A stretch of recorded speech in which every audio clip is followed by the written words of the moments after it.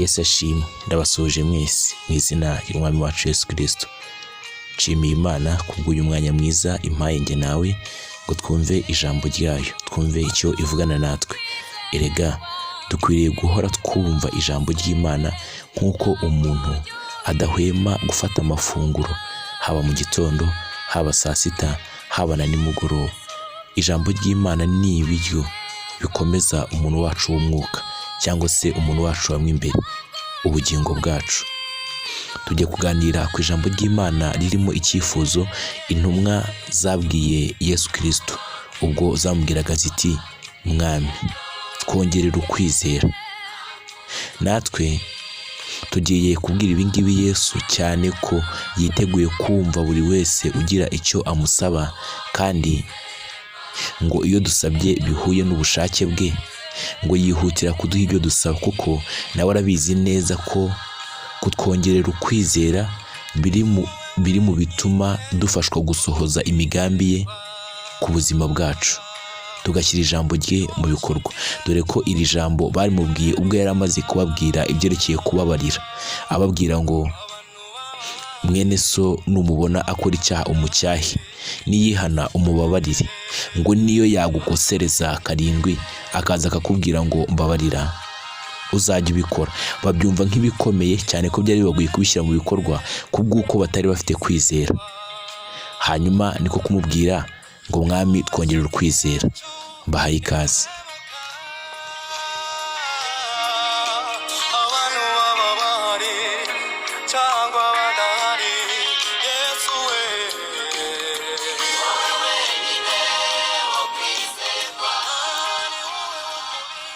Reka dusome ijambo ry'Imana mu butumwa bwiza bwanditswe na Luka igice cya 17 guhera ku murongo wa 5. Haravuga ngo, maze intumwa zibwira umwami Yesu ziti, twongerere kwizera.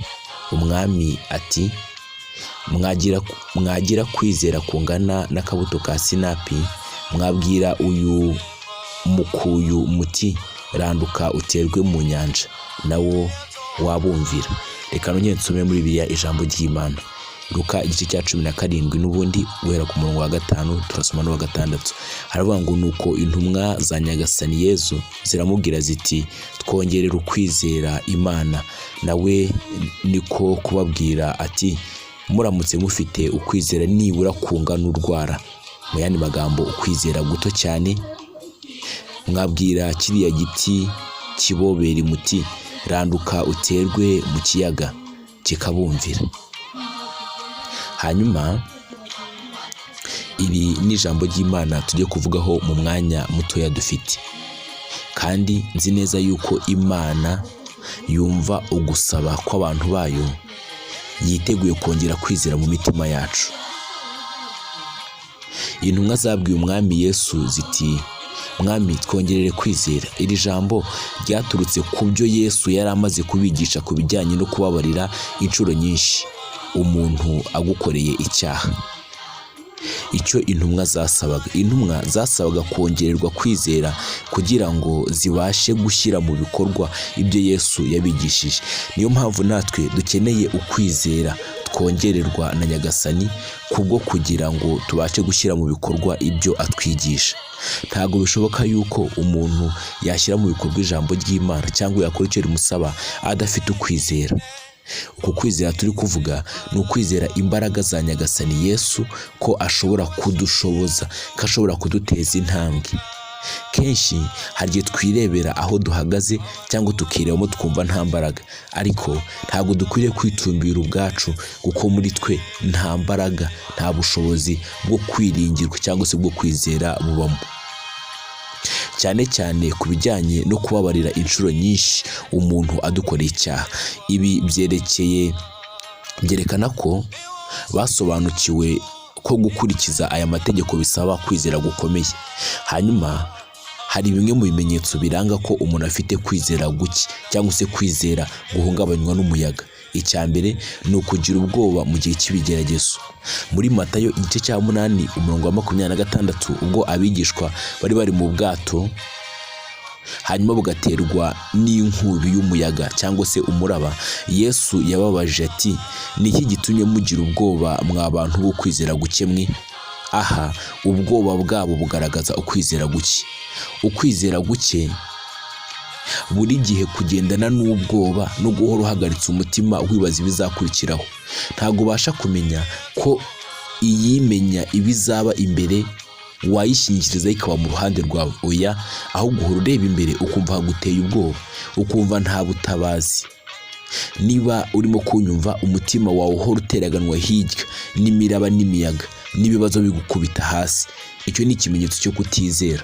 Iyo wizeye Imana ntabwo bivuze ko ibingibi bitaza, ahubwo biraza bigasanga ukomeye. Niyo mpamvu turimo kubwira Yesu ngo mwami twongerere kwizera. Ikimenyetso cya kabiri, kugira impungenge ku by'ubu buzima. Muri Matayo igice cya 6:30 Yesu yaravuze ngo nuko nimwambaza Imana ntimukiganyire mwa bantu bo kwizera gukemwe. Aha kwiganyira ku by'ubuzima by'ubutunzi n'imibereho byerekana ukwizera guke. Twebwe turemye mu buryo duhora twiganyira, tutanyurwa n'ibyo dufite, ahubwo dushaka ibindi bisunzeho. Ariko iyo wizeye Imana ntabwo bivuze ko utagira ibyo ukenera, ahubwo buri point cyangwa se buri kigero uriho wiga kunyurwa n'ibyo ufite, kandi umutima wawe ntuhora uguhagazemo uhanga amaso ibyo abandi bafite udafite, ukumva ubuze ibitotsi ukabura amahoro. Ibi ngibi byose ni ikimenyetso cyo kutizera no guhora wowe ubwawe wumva ko ufite imbaraga zo kugera ushaka kugera. Nyamara muri twe abantu nta mbaraga ziduteza intambwe n'imwe dufite, nta kwizera na kumwe dukwiye kugira, ahubwo dukwiriye kwizera Imana ikaba ariyo itubashisha gukora ibyo tutakwibashisha. Nanone ikimenyetso cya gatatu ni ukugira gushidikanya. Muri Matayo 14:31 ubwo Petero yatangiye kugenda ku mazi agashidikanya, Yesu yaramubwiye ati wa muntu w'ukwizera gukewe, ni iki gitumye ushidikanya? Aha gushidikanya byerekana ukwizera guke. Bavandimwe, reka mbabwire, iyo umuntu yizeye Imana ubwe mu buzima ibimubaho, nawe ubwe abishakira igisobanuro akakibura, akibaza ngo ubundi ibi biri gukoreka gute muri njyewe? Ni ikimenyetso cy'uko wakiriye indi muri wowe ubasha gukora ibyo wowe n'imbaraga zawe mutashobora. Yesu umutima agezemo awubashisha gukora iby'ubutwari. Mbibutse yuko imirimo dusohoza yerekeye n'ibya Gikristo ntabwo ari twe tuyikoresha, oya, ahubwo Imana Data, Umwuka Wera niyo idushoboza gukora ibyo ngibyo byose muri twebwe. Naho ubundi twe nta mbaraga dufite. Ubwo Petero yatangiraga kugenda hejuru y'amazi, yarahanze amaso kuri Yesu, amutumbiriye, amwizeye, ariko ashidikanyijeho gato kubw'amajwi y'urucantege ya Satani amwereka yuko amaze igihe aroba, kandi iyo umuraba uje ibintu byose bikubitwa hirya no hino. Hanyuma atekereje kuri icyo kintu, akuye amaso kuri Yesu, muribuka ko yahise arohama. Ariko Yesu, inshuti nziza, umubyeyi mwiza, ahita amufata akaboko aramuzamura, aramubwira ngo yewe Petero, niki gitumye ugira gushidikanya? Niki gitumye utanyizera gukomeza uko ibyo wakoraga? Iteka iyo nkuye amaso kuri Yesu nkayerekeza ku bindi bintu bitari we, habaho kurohama, habaho gutsikira, habaho kugwa hasi, habaho guheranwa na Satani. Hanyuma nyuma y'uko bamaje gusaba kwizera, Yesu yasubije intumwa ati iyo mwaba mufite kwizera kungana n'akabuto ka sinapi, mwakabwira uriya musozi ngo ukurwe hariya, ngo nawo ukabumvira rwose. Aha Yesu yagaragaje ko atari ingano y'ukwizera ariyo ikomeye, ahubwo ari ubwoko bw'ukwizera. Nubwo ukwizera kwaba guto nk'akabuto ka sinapi, iyo ari nyakuri, iyo gushingiye mu Mana, umuntu ashobora kuba gufite ariko kudashingiye kuri Yesu, gushingiye ku mafaranga, gushingiye ku muntu runaka ajya ahamagara akamufasha, akumva ko kwizera guhari. Icyo bari barimo babwira Yesu, bashakaga ukwizera guturuka kuri we, ukwizera kwirengagiza ibindi byose, ba bantu ujya uhamagara, ba bantu mujya muvugana, twa dufaranga usigaranye kuri konti, ya mashuri yawe wize, rwa rurimi uzi kuvuga neza. Oya, uko kwizera gushobora kubaho, ariko byose ni ubushwambagara. Ariko nagira ngo nkubwire ahantu hamwe gusa ukwizera kugera kukaba gukomeye, ni uguturuka muri Yesu honyine. Nawubwire Yesu ngo nyongerera kwizera, kuko ndi ndi mu bibazo, kuko ndi mu ntambara, numva mpangayitse, numva nibaza iby'ejo, numva mbiburira igisubizo, umutima uhora umpagazemo ntabwo nsinzira. Ubibwire Yesu, umucururire umutima, umusuke imbere amaganya yawe, nawe yiteguye kukumva kandi agasubiza ugusenga kwawe. N'uwo kwizerwa ibihe n'ibihe, waba ubyumva waba utabyumva, waba uzi ikiri bukurikireho waba utazi ikiri bukurikireho, waba uri kwibaza ngo ese ibi byaje bite, Imana niyo kwizerwa. Nuyihanga amaso ntabwo uzakorwa n'isoni. Kura amaso yawe ku mafaranga, kura amaso yawe ku bwenge n'ubuhanga, kura amaso yawe ku miryango, kura amaso yawe ku mashuri, kura amaso yawe ku bantu ujya wiyambaza bakagufasha. Ntabwo kugufasha cyangwa se kwakugufasha ari bibi, ariko nutinza aya maso bizatuma undindira mu byo kumenya Yesu, bizatuma undindira mu busabane bwawe nawe. Ndakwinginga ndagusaba ngo wige kwizera Imana no mu bihe bikomeye uko bingana kose waba urimo. Ndagusabye, zamura umutima wawe, zamura kwizera kwawe, bwira Yesu akongerera ukwizera.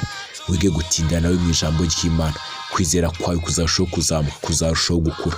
Reka dusenge. Ndagushimiye Mwami Yesu kubwo kudushyira iki cyifuzo mu mutima wacu, nyuma y'uko ibyo twiga, nyuma y'uko ibyo tubona, nyuma y'uko ibyo ducamo dusanga bihinyuza ukwizera kwacu, tugasanga ntako.